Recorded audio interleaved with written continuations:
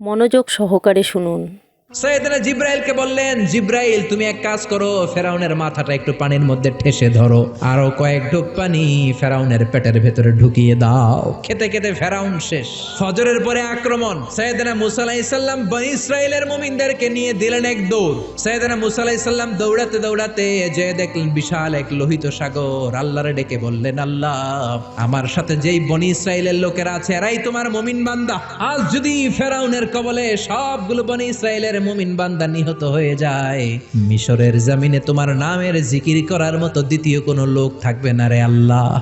রব্বুল আলামিন বললেন, মুসা দেরি করো কেন, লাঠি ফালাও। সাইয়েদনা মুসা আলাইহিস সালাম লাঠি ফেললেন, লোহিত সাগরের এই মাথা থেকে ওই মাথা বিশাল বড় ব্রিজ বানিয়ে দিল কে? সাইয়েদনা মুসা আল্লাহর জিকির করতে করতে বনী ইসরাইলের সব মুমিনদেরকে নিয়ে পার হয়ে গেলেন। ইন দ্য মিন টাইম ফেরাউন তার সৈন্য সহ চলে এসেছে। এসে দেখে কি আজীব তামাশা, গতকালও এই জায়গায় কোনো ব্রিজ নাই, তাকিয়ে দেখে ওই তো মুসাকে দেখা যায়। সে বলল, আমার সৈনিকেরা তোমরাও মার্চ করো, মার্চ অন দ্য ব্রিজ।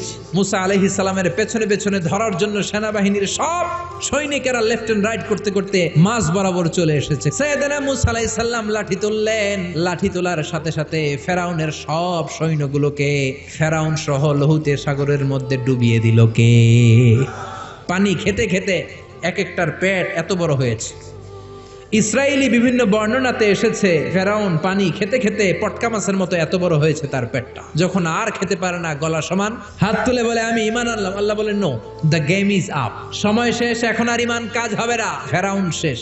কিন্তু ফেরাউনের ছেলেরা দুনিয়াতে আছে না নাই? ফেরাউনের চাচাতো ভাইদের গোষ্ঠী আছে না নাই? যারা নবীদের কথা সহ্য করতে পারে না, কোরআনের কথা সহ্য করতে পারে না, ইসলামের কথা শুনলেই গায়ে চুলকানি ধরে, এরকম বেয়াদব আছে না নাই?